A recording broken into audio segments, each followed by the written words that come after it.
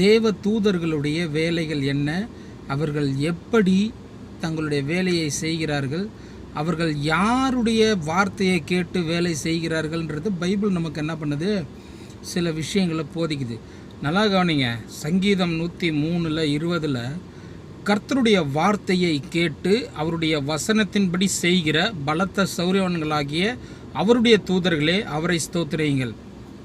அப்போது கர்த்தருடைய வார்த்தையை கேட்டு அவருடைய வசனத்தின்படி செய்கிற யார்? தேவ தூதர்கள்.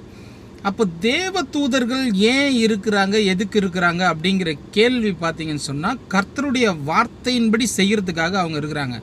இப்போ கர்த்தருடைய வார்த்தையின்படி அவர்கள் எப்படி செய்ய முடியும்?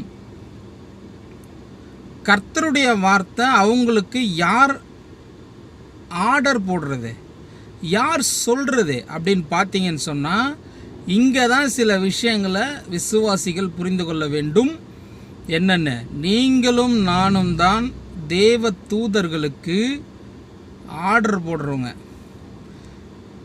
எப்படி ஆர்டர் போடுறோம்? ஏன் சொந்த விஷயத்தையும் ஏன் சோக கதையும் நான் அவங்கக்கிட்ட சொன்னால் 10 பைசாக்கு என்ன இல்லை, பிரயோஜனம் இல்லை.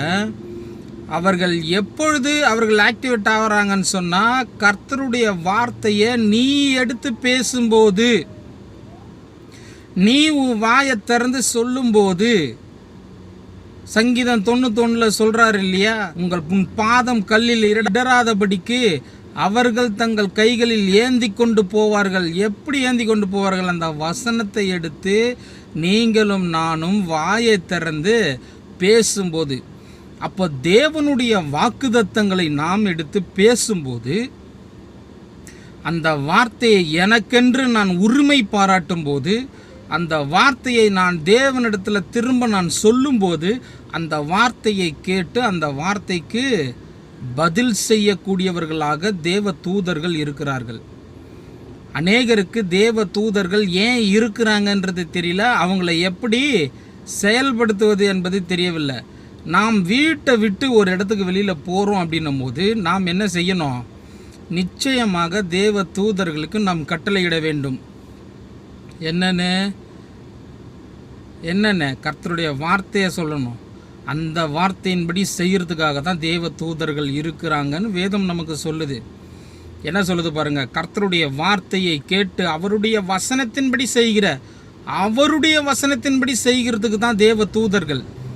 அப்போ அவருடைய வசனத்தின்படி செய்து கொண்டிருக்கிற அந்த தேவ தூதர்களை நாம் எப்படி என்ன பண்ண முடியும்? அவங்கள வேலை வாங்குவது, அவர்களை நம்ம என்ன பண்ண முடியும்? அவங்களை செய்ய சொல்வது எப்படின்னு சொன்னால், நீங்களும் நானும் கர்த்தருடைய வார்த்தையை என்ன பண்ணணும்? பேசக்கூடியவர்களாக இருக்கணும், வாயை திறந்து. அப்போ சொல்லப்பட்டு இருக்கிற ஒவ்வொரு வாக்குத்தத்தங்களையும், நான் உனக்கு முன்னே போய் கோணலானவர்களை சரியாக்குவேன் என்று வேத வசனம் சொல்லப்பட்டிருக்கும் போது, அந்த வசனங்களை எடுத்து நாம் என்ன பண்ணணும்? பேசும்போது அந்த வசனத்தின்படி செய்கிறதுக்கு தேவ தூதர்கள் காத்து கொண்டு இருக்கிறார்கள். அப்போ தேவ தூதர்கள் உங்களையும் என்னையும் சுற்றி என்ன பண்ணிகிட்டு இருக்காங்க? காத்து கொண்டு இருக்கிறாங்க. நீங்கள் எப்போ கட்டளையிடுவீங்க அப்படின்னு சொல்லி.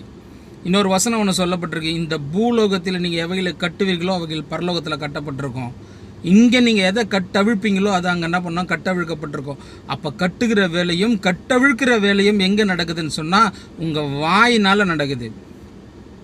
அப்போ தேவனுடைய வசனத்தை எடுத்து நாம் என்ன பண்ணணும்? பேசணும். இயேசுவின் நாமத்தினால சுகத்தை கட்டவிழ்க்கிறேன்னு நம்ம சொல்லும்போது அங்கே கண்ணவன சுகம் உண்டாகும். இயேசுவின் நாமத்தினால பலத்தை நான் என்ன பண்ணுறேன்? பேசுகிறேன். அந்த பலத்தை நான் என்ன பண்ணுறேன்? கட்டவிழ்க்கிறேன்னு சொல்லும்போது அங்கே என்ன பண்ணுது? கட்டவிழ்க்கப்படுகிறது. நீங்கள் இங்கே எதை கட்டுறீங்களோ அது அங்கே கட்டப்பட்டிருக்கும். நீங்கள் இங்கே எதை கட்டவிழ்க்கிறீங்களோ அது அங்கே கட்டவிழ்க்கப்பட்டிருக்கும். அப்படின்னு சொன்னால், நீங்கள் சொல்வதை செய்வதற்காக தேவ தூதர்கள் காத்து கொண்டிருக்கிறார்கள். நன்றாய் அறிந்து கொள்ளுங்கள், தேவ தூதர்கள் உங்கள் நன்மைக்காகவே இங்கே காத்துக்கிட்டு இருக்காங்க. அவங்க எல்லாருமே சோர்ந்து போயிருக்கிறாங்க. ஏன்னு சொல்லுங்கள்? நீங்கள் வேலை வாங்குறதே இல்லை அவங்கள.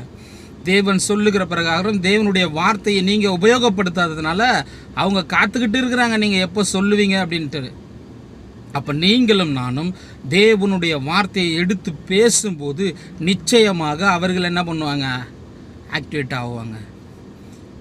அப்போ இதுவரை நாம் செயல்படுத்தலைன்னு சொன்னால் இனி ஒவ்வொரு இடங்கள்லையும் நாம் என்ன பண்ண முடியும், தேவ தூதர்களை நாம் என்ன பண்ண முடியும், பயன்படுத்த முடியும். அதற்காக தான் கர்த்தருடைய வார்த்தையை கேட்டு அதன்படி செய்கிறதுக்கு தான் தேவ தூதர்கள் பலத்த சௌரியவான்களாக என்ன பண்ணுறாங்களாம், அவருடைய தூதர்கள் காத்து கொண்டிருக்காங்க. அதனால் என்ன பண்ணுங்க, பயப்படாமல் தைரியமாக தேவனுடைய வார்த்தையை பேசுகிறவர்களாக இருங்க.